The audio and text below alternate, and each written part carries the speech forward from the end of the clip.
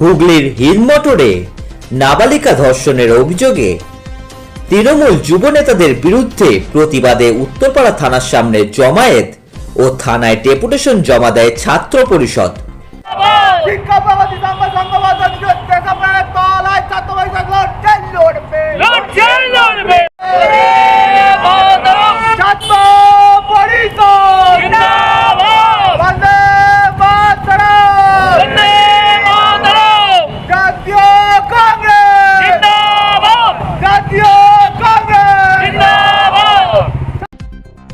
এদিন উপস্থিত ছিলেন ছাত্র পরিষদের রাজ্য সভানেত্রী প্রিয়াঙ্কা চৌধুরী। এদিন তিনি বলেন, তারা যখন ডেপুটেশন জমা দিতে যায় পুলিশি সদিচ্ছার অভাব দেখতে পায়। ওই এলাকায় সিসিটিভি ছিল না, এমনকি ওই জায়গায় পুলিশ পেট্রোলিংয়েরও অভাব দেখা গিয়েছে। এর পাশাপাশি পুলিশ তাদের জানায় অন্য দুজন যারা পালিয়েছে তাদের শনাক্ত করা যাচ্ছে না। আমরা ডেপুটেশন দিতে গেছিলাম, কিন্তু ডেপুটেশন দিতে গিয়ে আমরা অদ্ভুত কিছু জিনিসপত্র শুনলাম যে সিসিটিভি নাকি লাগানো যায় না, সিসিটিভি নাকি লাগাতে পাওয়া যায় না, ওখানে নাকি ওটা নাকি কোনো একটি সংস্থার, তাই জন্য ওখানে সিকিউরিটি আছে, কিন্তু তারা সিকিউরিটিরা নাকি নোট ডাউনও করে না যে কে ভেতরে ঢুকছে আর কে বাইরে বেরোচ্ছে। অদ্ভুত কিছু জিনিসপত্র দেখলাম।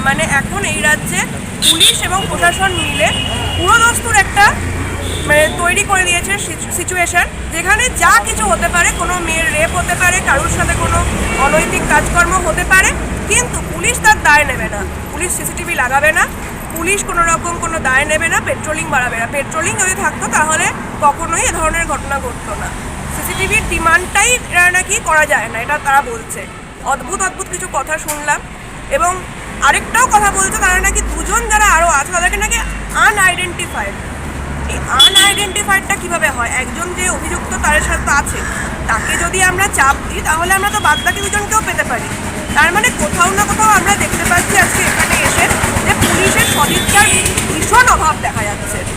এবং এটা যদি কন্টিনিউ করে, আমরা পুলিশকে আজকে একটা কথা বলে এলাম, আমাদের ডিমান্ডগুলো আমরা রেখেছি, এবং এই ডিমান্ডগুলো যদি ফুলফিল না হয় আগামী 7 দিনের মধ্যে, তাহলে পুনরায় আমরা সবাই মিলে এসে এখানে রাস্তা অবরোধ করব এবং আরও বৃহত্তর আন্দোলনের পথে যাব। এইটুকু। এ বিষয়ে উত্তরপাড়া টাউন কিষাণ কমিটির প্রেসিডেন্ট মিলন চক্রবর্তী বলেন, এই বিষয়ে যারা অভিযুক্ত আছে তাদের যেন পুলিশ কোনো দলমত নির্বিশেষে একজন ক্রিমিনাল মেনেই শাস্তি দেয়।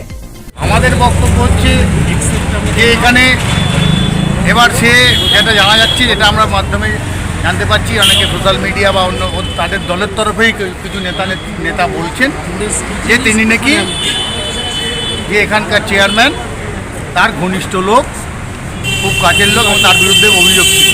আমরা বলছি না, তার দলের অনেক নেতারাই বলেছেন মিডিয়াতে, আপনাদের ইউএসপি মিডিয়াতে, বিভিন্ন মিডিয়াতে।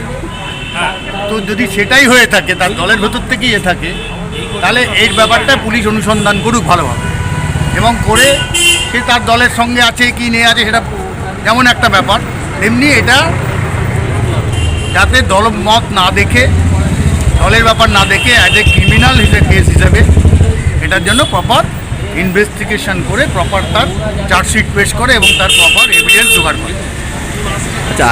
এবার আমরা যে ছাত্র পরিষদ হচ্ছে কংগ্রেসের শাখা সংগঠন, যেহেতু এটা ছাত্রের ব্যাপার হয়েছে, সেই কারণে ছাত্র পরিষদ এটাকে ইনিশিয়েটিভ মুভমেন্ট নিয়েছে। নাহলে হয়তো আমরা আমাদের তরফ থেকে আগামী দিনে নেব, 2-1 দিন যে আমাদের মাদার কংগ্রেস বা যুব কংগ্রেস যাই হোক নেব, আমরা দেখবো 2-4 দিন পুলিশ কী করছে তার ভূমিকাটা দেখে নিই পুলিশের। আমরা ডেপুটেশন দিচ্ছি যেটা তদন্ত হোক, এবং সেইখানে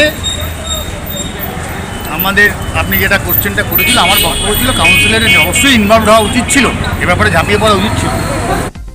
এ বিষয়ে রাজ্য কিষাণ কংগ্রেসের সাধারণ সম্পাদক ইন্দ্রজিৎ দেবও পুলিশি অসহযোগিতার অভিযোগ জানান এবং তিনি বলেন, পুলিশের কাছে ডেপুটেশন জমা দিতে গেলে পুলিশ জানায় ওই জায়গায় সিসিটিভি বসানো যায় না, এমনকি আরো দুজনকে শনাক্তও করা যাচ্ছে না। গোটা বিষয়ে পুলিশি ইনভলভমেন্ট আছে বলেও আশঙ্কা করছেন তিনি আরো বলেন, তারা চান পুলিশ কোনো রং না দেখে ও কারো প্ররোচনায় পা না দিয়ে যেন সঠিক তদন্ত করে উপযুক্ত দোষীকে শাস্তি দেয়। আর যদি তা না হয় তাহলে ডেপুটেশনের 7 দিন পরে তারা বৃহত্তর আন্দোলনে সরব হবেন বলে হুঁশিয়ারিও দিলেন।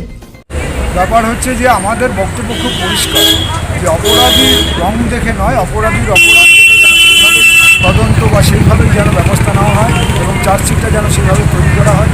এবং যেহেতু জমিটা এখন সরকারের অধিগ্রহণে রয়েছে, সরকারের আন্ডারে রয়েছে, আমরা বলছি যে পুলিশি পেট্রোলিংটা বেশি বাড়াতে হবে এবং প্রতিটা অন্ধকার এলাকায় সিসিটিভি ক্যামেরা লাগাতে হবে এবং অবিলম্বে আরও দুজন, ওনারা বলছেন যে বাকি দুজন যে অভিযুক্ত রয়েছেন তাদের নাকি কোনো আইডেন্টিফাই করা যাচ্ছে না। কেন আইডেন্টিফাই করা যাবে না?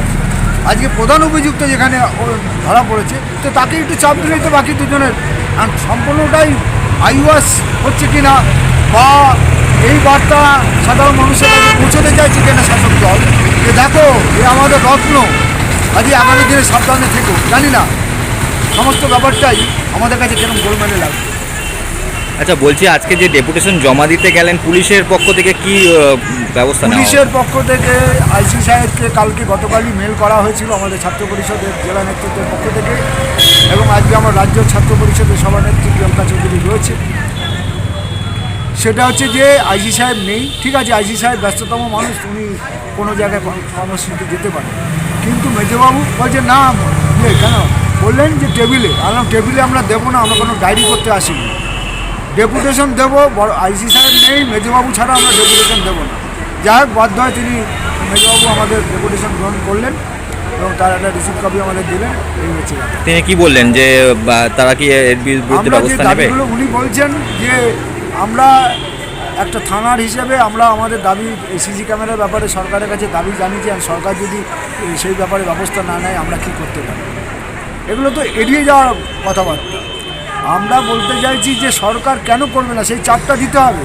যে লোকাল প্রশাসন হিসেবে আমাদের উপর সাধারণ মানুষ জানতে চাইছে, সাধারণ মানুষ এই চাপটা দিচ্ছে, কেন সেখানে সিসি ক্যামেরা নেই, কেন সেখানে পেট্রোলিংটা বেশি হবে না, পুলিশি পেট্রোলিংটা বেশি হবে না, এগুলো তো সাধারণ মানুষ জানতে চাইছে। সাধারণ মানুষের পক্ষ থেকে আজকে আমাদের এই বক্তব্য। ঘটনা ঘটার পরই দেখা গেছিল পুলিশের অত্যাধিক তৎপরতা এবং 24 ঘন্টার মধ্যে একজনকে অ্যারেস্ট করা হয়েছিল এবং যে তার মানে প্রেমিক তাকেও আটক করা হয়েছিল। শুনুন, কোনো সময় কাউকে পুলিশ অ্যারেস্ট করে নেয় তাকে সেফটি দেওয়ার জন্য, যাতে জনরোষে তার উপর বা তার বাড়ির উপর কোনো আক্রমণ না হয়, সেই জন্য ধরে নেওয়া হয়। ব্যাপারটা হচ্ছে যে শুধু অ্যারেস্ট করলে হবে না, সেইভাবে তদন্ত করে তার অপরাধকে চিহ্নিত করে, এবং যেহেতু মেয়েটির একটি মেডিকেল টেস্ট হয়েছে, তার নিশ্চয়ই ডাক্তারি একটা রিপোর্ট আছে, সেই রিপোর্টের উপর বেস করে যেন পুরো চার্জশিটটা তৈরি হয়, এটাই আমাদের মূল বক্তব্য।